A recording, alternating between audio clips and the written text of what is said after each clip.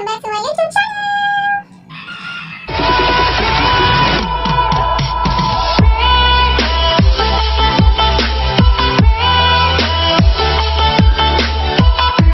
So, for today's video is tuturuan ko kayo kung paano nga ba mawala ang watermark sa Kinemaster gamit lamang ang inyong mobile phone.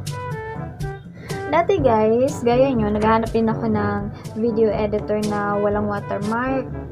Meron naman ako nakita pero hindi ko rin alam paano gamitin at saka mas less yung mga transition at saka mga background. Parang nahihirapan ako gumamit. So, Kinemaster lang talaga yung nagustuhan kong gamitin. So, yung pinakauna kong video, meron siyang watermark kasi hindi ko pa to na research kung paano nga ba mawala ang watermark sa Kinemaster. So, dahil mabait ako at gusto ko i-share din sa inyo kung paano ko nga ba natanggal ang watermark sa aking Kinemaster pag nag-edit ako ng video ko. Keep on watching lang guys.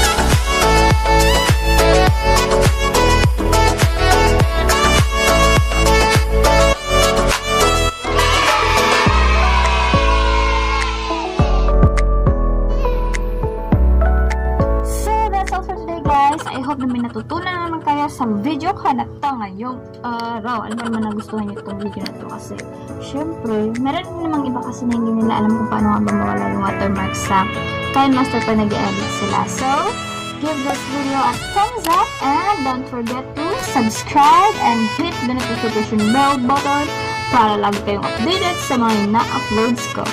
Bye guys! Thanks for watching!